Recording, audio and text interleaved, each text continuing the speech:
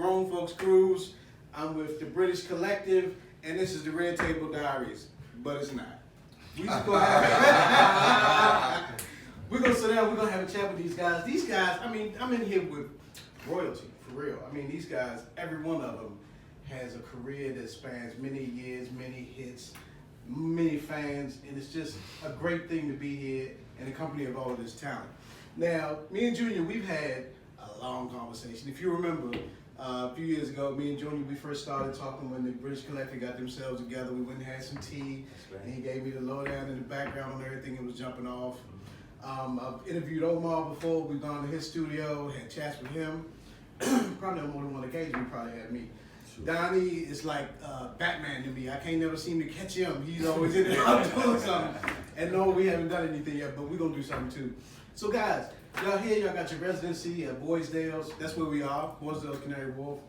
Are you going to give the crowd some of the new stuff? I understand you're working on some new material, or you got a new album coming up?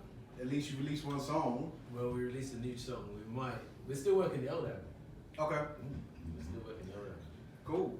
Some old stuff, the individual tunes everybody knows us for, we'll be doing that, and some extras. It's a mix and match of Okay. Mixed bag. what you know and what you don't know. Okay, that's good to hear. So, how long has this been in the making? Because as far as this residency here, because I know you did some stuff not too long ago. You were up north a little bit. We were in Leicester. This has been in the pipeline since March, I think. They've been talking to Boisedale, so yeah, so finally here. It was something new that they wanted to try, Boisedale, this is, in terms of reggae and R&B acts. And I think, and also doing pop acts, they've had Melanie, what's her name? Melanie B? Okay, Right? Scary Spice. Right, they've had her here, they've had Rebecca Ferguson. They've had Alexander O'Neill. So it's something, Freddie McGregor, so it's something that the actual club itself is trying to do. I think for us, which really is cool, that it gives us a chance to play London. Good, good. Now, because all of you have your own individual careers and successes, how hard is it for you guys to actually come together to move Rough. the British? Killing me. Rough! Killing me. I'm the star. Rough! I'm the star right now. These You have to people deal with these egos.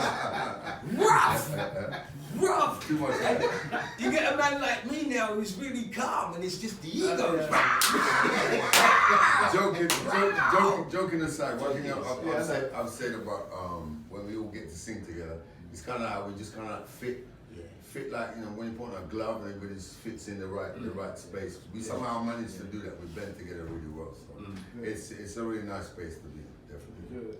So, what are the plans after the residency? Y'all got something else coming on? Y'all gonna take it on a little tour? Maybe go to Europe? That's the idea. The idea is to move it in that direction. I still, as I said before, we are 5, 6, 7, 8, right? Different individuals who have come together to make this project a project. And that's going to be difficult. It's not, no, difficult isn't the right word. It's how we place it strategically, right? That makes this work. Because each has to go on from here and do his own thing. Absolutely. Donnie's got an album. I'm sure Omar's working on one. I'm sure Noel is, and I have a single already out in Jamaica and starting to happen there. So we still have to find that time to ensure that we embed together and we take this to the next level.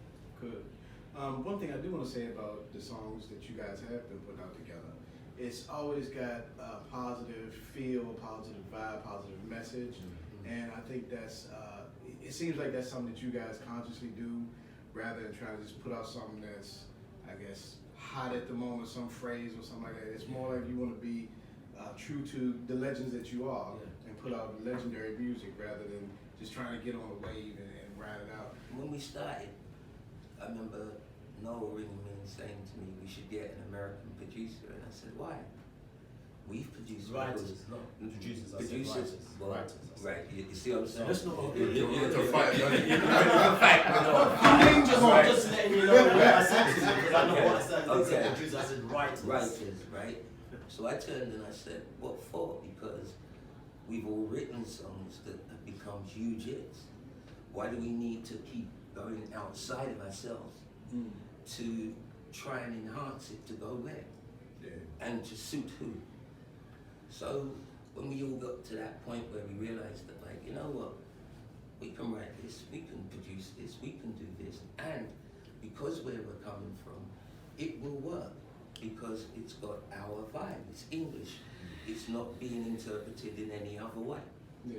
And that was important to me from the off, because otherwise we wouldn't stand a chance in the marketplace. We would always be following a trend. Absolutely. When I started, let's say what Mama used to say as a hit record, it wasn't a trend record. When Omar hit with There's Nothing Like This, it wasn't a trend record. When Lee hit with what he hit with Imagination, it wasn't a trend record. It was records and sounds that came from this country. Absolutely. And the mixture of our West Indian, African culture, roots-wise, plus the influx of the American music, makes what we do happen that has something tangibly different to America, to any other place in the world. There's nothing like this. There isn't. And I think that That that's cost you a tenner. That's my phrase. You all right? At my 20%. 20%.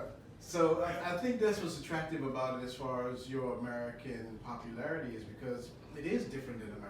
It's different in everything that they're doing. I think that the sound, the English sound is definitely, it's a bit of lively up yourself mixed with knees up mother, bro.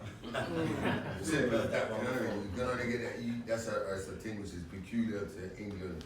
Jungle music, two-step garage, whatever it is, it all comes from here.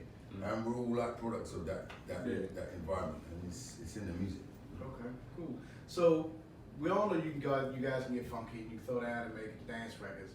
Who's the swooner? Who's the one that comes up with the lovey-dovey records for you guys? Donnie?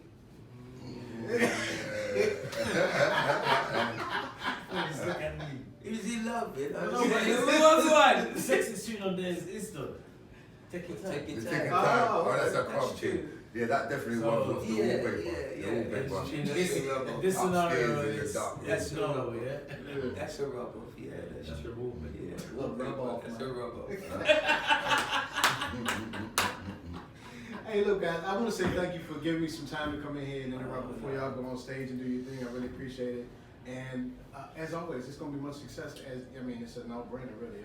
It's nothing but success, really. And thanks for giving me some time for the Grown Folks Group Show, guys. Thank you. And I'm looking forward to the show tonight. All right. Thank you. Bless. Let's get out of here.